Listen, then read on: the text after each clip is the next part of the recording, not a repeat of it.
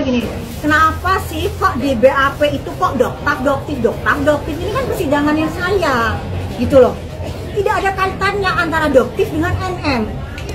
Nah jadi mungkin jengah, ya saya tahu sih gitu, saya ngerti kok, ini kita ini mungkin kan di dalam ini jengah banget gitu loh, kasusnya ini selalu dikaitkan dengan doktif sementara nggak ada hubungannya sama sekali ya gitu loh.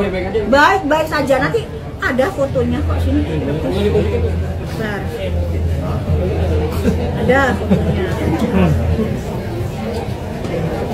Dok, tapi ini sambil tanya juga dok. BPOM itu tidak ada aku tulis BPOM karena memang itu nama treatment. Nah, terus kemudian setelah itu kalau misalkan tadi pertanyaannya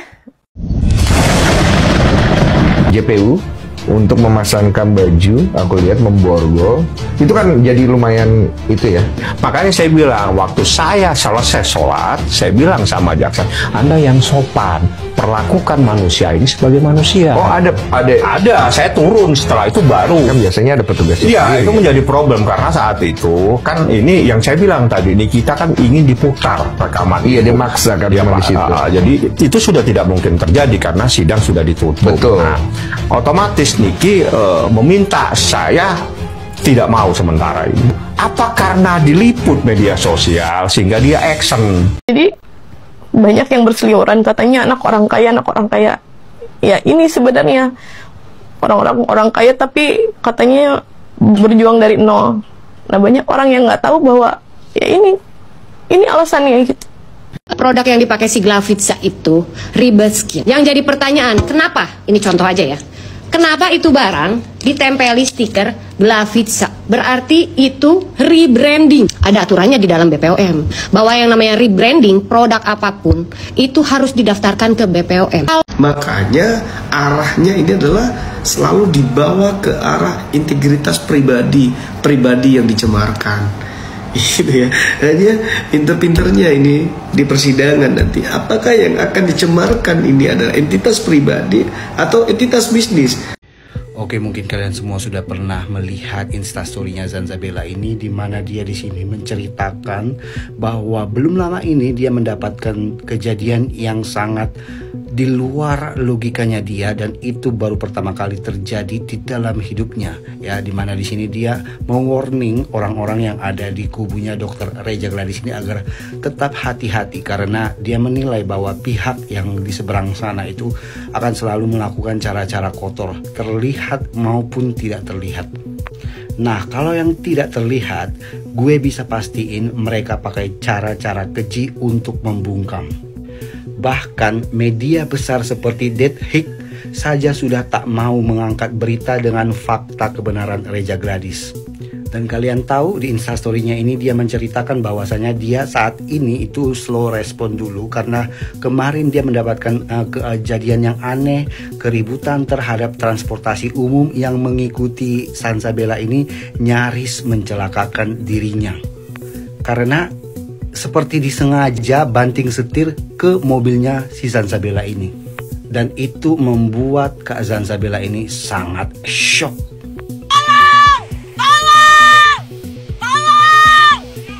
Nah, kejadian yang dialami oleh Zanzabela ini mengingatkan saya, atau ini flashback kembali ya, ketika itu Iza Zega yang pernah diserang oleh orang yang tidak dikenal ketika waktu si Iza Zega ini tinggal di apartemen Kalibata, di mana Iza Zega di situ ditonjok atau dihantam oleh orang yang tidak dikenal sampai dia punya hidung berdarah-darah. Niki sampaikan sama tim kakak, sama Dokter Oki, kalau terjadi apa-apa dengan istriku, urusan kalian di dunia ini gak selesai sama saya ya. Ya, itu dia MS Glow.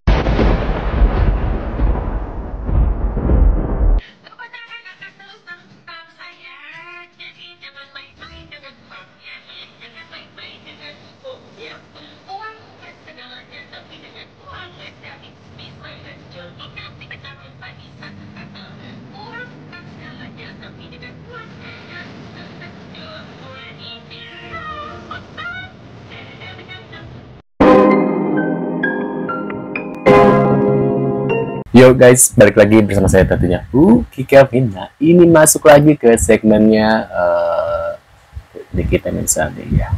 Di sini ada panas nih ya. Richard Lee mengatakan berusaha untuk memasukkan dokter ke lapas agar dokter bisa diam, katanya gitu guys. Waduh, kok bisa? Padahal aku lihat ya produknya dia juga bermasalah. Harusnya dia juga ya bisa masuk ke lapas juga ya. Aku dulu mau beli produknya yang DNA Salmon, ternyata ya alhamdulillah ya aku nggak jadi beli, harganya lumayan sih 800 ke atas gitu ya, dan hampir kebeli tapi nggak jadi ke check out alhamdulillahnya. Dan ini kita lihat ya beritanya ya, berusaha menjaga noktif. Asik. Apalagi besok kan ada sidangnya. Ada bukti-bukti tambahan kata humas yang diberikan. Kata humas ada bukti-bukti tambahan. Iya, ada beberapa bukti tambahan. Soalnya kan sebenarnya pengen masalah cepat selesai, tapi ternyata masalahnya nggak bisa selesai dengan cara kekeluargaan. Ya udah kita melalui jalur hukum aja. Apa aja? Siapa tahu kalau jalur hukumnya selesai kan orang juga bisa diem. Apa aja dok bukti tambahan yang mungkin? Ya kalau orang kan kalau misalnya ngerasa bersalah kan pasti akan diem ya. Nah ini kan dia kan melakukan terus menerus, malah makin menjelek-jelekan, malah kemana-mana lah. Ini kan bukan masalah skincare lagi, tapi masalah personal dan lain sebagainya. Jadi ya biarlah nanti hukum aja yang menentukan. Bahkan perkembangannya mungkin seperti apa dok dari Polres sendiri sudah ada? Kayaknya sudah tinggal tahap akhir kali ya. Karena kan akun juga sudah disita, ahli-ahli sudah diperiksa kemarin. Mungkin 1-2 pemeriksaan lagi, saksi ahli lagi bisa langsung digelar. Dokter juga bilang adanya suap ke NM, mungkin seperti klarifikasi dokter sendiri seperti apa sih dok? Pantang sekali ngomong. Tanya dia aja, aku nggak ada. Waduh. Teruntuk komentaris, gue punya ide cemerlang buat lo ya, daripada lu gamak gimmick lawyer nggak ada banget harga dirinya ya, mendingan lo jadi lawyernya Dito Mahendra Gembrot aja, jadi lawyer kasus kepemilikan senjata api yang tidak bersurat dan lain-lain. Lu jadi lawyernya dia aja, dan dia juga lagi dikejar sama KPK. Tuh lebih banyak minta duitnya. Jangan sama Minahasa saja lu mintain duit yang banyak. Minta juga sama Dito Mahendra. Dia butuh lawyer katanya. Dia butuh lawyer. Lu jadi lawyernya si Dito Mahendra aja tuh. Daripada lu sibuk gamak gimmick. Cewek sini, cewek situ, story ini, story itu. Waduh. Fitri Salhuteru akhirnya buka suara. Tapi kenapa versi polisi beda 180 derajat? Disebut mangkir dari panggilan polisi terkait laporan pencemaran nama baik oleh Nikita Mirzani, Fitri tegas membantah. Saya baru 1 kali terima surat panggilan, ucapnya mantap. Bahkan ia mengaku siap hadapi laporan NM yang ia sebut salah alamat. Waduh.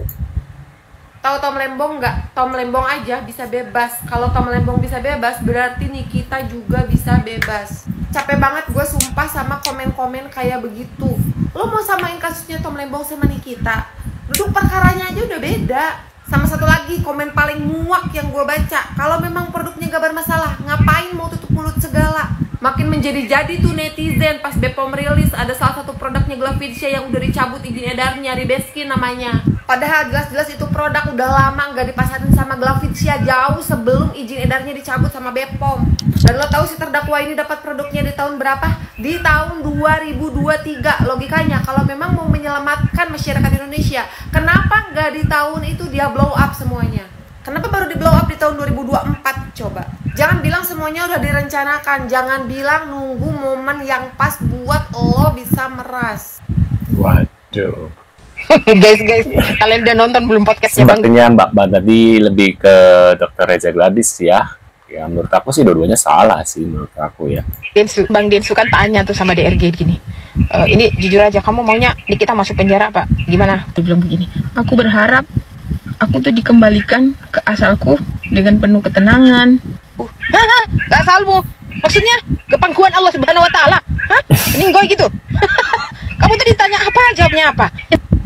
Masya Allah, tabarakallah, no filter ya. Nih wadidaw, ada yang nggak mau datang ke sidang besok nih. Halo, selamat malam Indonesia, dari Sabang sampai Merauke, dari timur sampai Pulau Rote.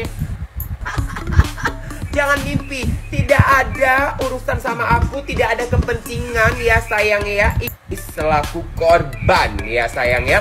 Dan juga di minggu kedua aku mensupport Bos Eke ya, bos dari seorang babu ini.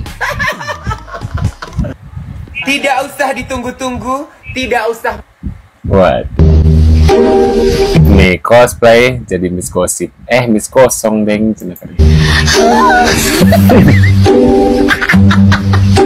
Aduh. Kacau.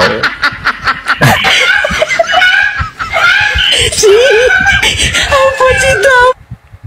Hebat tuh, warnanya sama biru ya. Waduh, itu dia guys beberapa info terkait Miss Kosong alias Miss Gosip ya, dan Nikita Mirzani tentunya tadi ya. Dan menurut kalian gimana reaksinya? Bisa tulis di kolom komentar seperti biasa, komentar kalian. Terima kasih sudah hadir dan kita akan bertemu lagi di video selanjutnya. Sehat selalu buat kalian. See you guys.